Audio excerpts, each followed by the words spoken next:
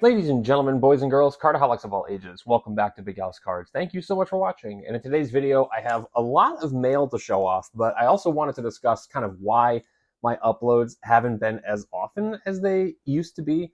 You know, I said at the beginning of the year I want to upload a lot more, and obviously that hasn't happened. So let me kind of walk through what my big decision was in terms of collecting, and then we'll talk about my mail. So you guys know for quite a while I was very into opening retail and opening hobby boxes, and a lot of it was just straight up gambling, right? Like I would go from Walmart to Walmart, I would buy products that I was interested in or products that I was chasing something in hopes of hitting something really big. I think that's why anybody and everybody opens up retail sports cards, and that there's the smallest possibility you could hit something pretty sizable. And it really is a gambling addiction for a lot of people. Opening up and getting into breaks, and really the hobby in general, can be a serious gambling problem. And I kind of had that. There's no kind of. I had that, and couple that with reviewing our budget for some changes that we're making, just with student loans going back into repayment. And my wife and I agreed that I really need to just stop buying wax and boxes and opening and gambling as much as I had been.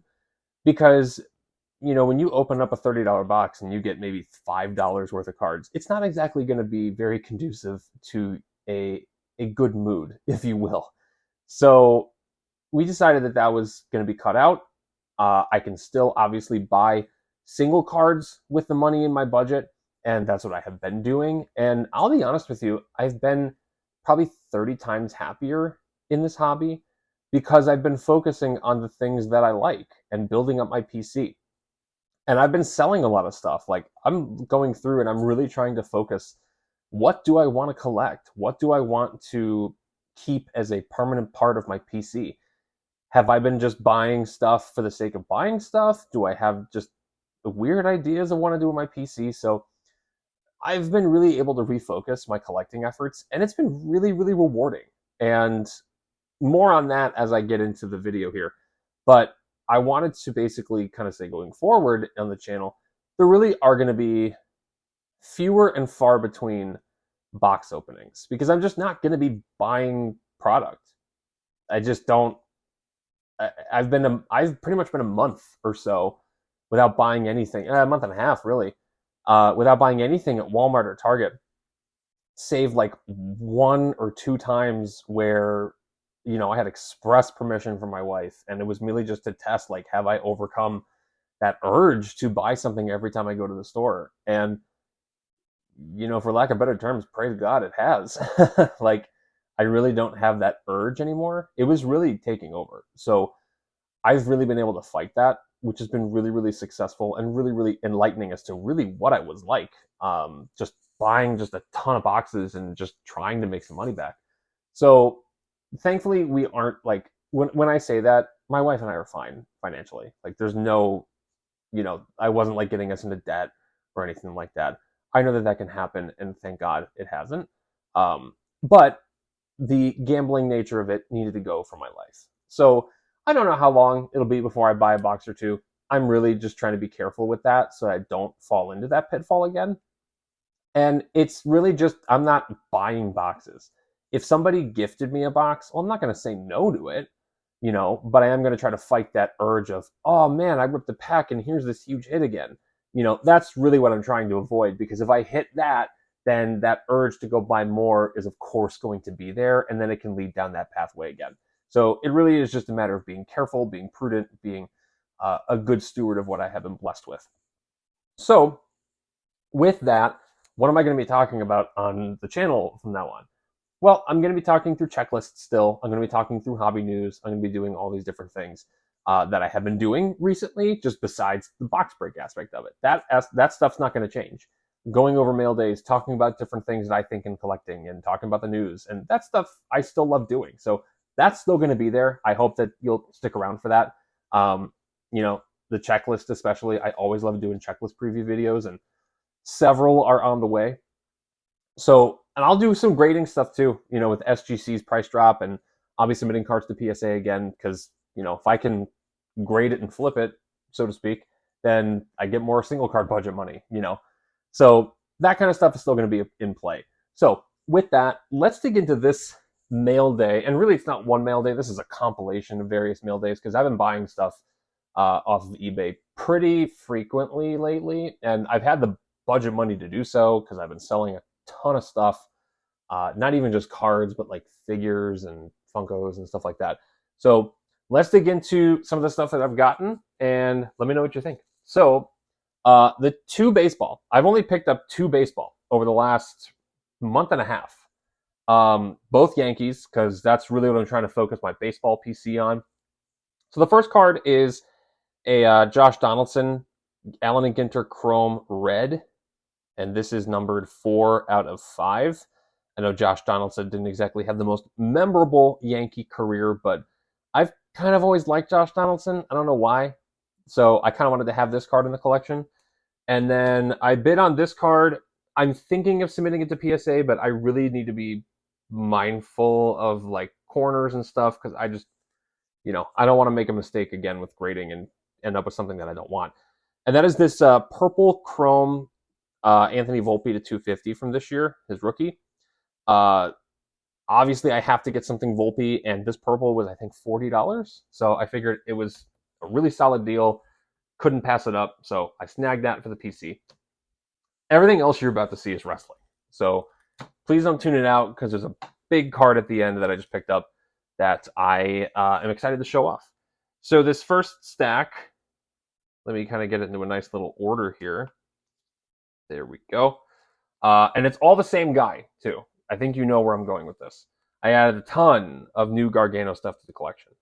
So this is, first of all, a 2020 Finest Green to 99. I think I maybe paid $2. I'm not even joking. And that included shipping. Like, I hit the bin, buy it now, immediately on this card. So I'm like, I don't have it. It's $2. You can't go wrong. Same with a lot of the select relics have been really solid prices. I paid $3 for the select superstar swatch or selective swatches to 99. So like $3. You can't go wrong with that. Relic cards are back, baby. For Revolution, I am working on that rainbow, and I had a dual lot that had the Astro parallel and also had the Sunburst, which is to 99. I also picked up the base auto in a lot, which I will tell you about that lot in just a minute. So the base auto from Revolution, and then the top tier gold, numbered to 10 from Prism. I know the 1 of 1 already sold, so I am a little bit too late on snagging the 1 of 1, but that is okay. You can't get every 1 of 1 in your collection as badly as you want to. Moving on, I've also been working on the Select Rainbow, so let me get that in the right order. I think I'm really missing just like the super easy ones to get, and then the golds and stuff. So we've got the silver. This is the concourse level. So we got the silver die cut, orange flash from retail, tricolor. This is the first one I picked up. The light blue to 249, red to 175, white to 125, lime green to 75. The retail exclusive black and blue parallel to 49. You do not see this one come up super often. Tie-dye to 25. And then I am one of the few who own one of the Mojo parallels, numbered to 7. This was one of the earliest ones I got because you never know. There's only 7. They're not going to come up that often. You have to snag one when you see it. Otherwise, you might never get it again. And that's a note to the people watching my eBay auctions. They're numbered to 10. You're not going to find one again. Anyway, the last card in the major pickup here came with the Revolution base auto. I've been waiting for this one to come down, and I knew I couldn't let it go, so I paid a price I was comfortable with. When you figure in the auto into the price, it really is actually quite a solid deal. And that is the Revolution Kaleidoscope 1 of 1. So my second Gargano 1 of 1 in the collection, which is awesome. I really love the look of this card. The only ones I'm missing are, I want to say, the Groove, the Fractal, the Base, and the Galaxy, or the Galactic. Everything else is either here or it's incoming right now on the Revolution parallels. And then I have a Comm-C order coming in with a couple other ones. So lots of big things happening in the collection, which has been really, really exciting. I'm sorry for those who come for the box openings and reviews and things like that. Again, maybe I hope to do that again, but I hope to do so in a way that is way healthier than what I was doing.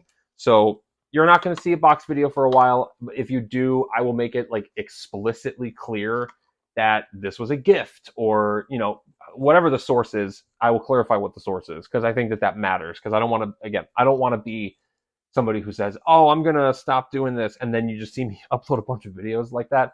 That doesn't sit right with me. So you're not going to see a ton of box videos. If you see one, I will make it very clear this was gifted by so-and-so. And just making that clear. Anything card-wise is just going to be singles for my PC. I'm working very hard on selling other things. You might see a grading video to kind of help me flip stuff. Otherwise, a lot of grading for the PC will happen too. So that's where I'm at in collecting. I feel great. I feel like this is a great place to be. Let me know what your favorite card that I picked up was in the comments below. If you have a thought on the collecting perspective, feel free to send me a private message. Happy to talk more about that as well. But thank you for watching. Please leave a like, subscribe, stay tuned for more videos. I promise this time. And until next time, bye-bye.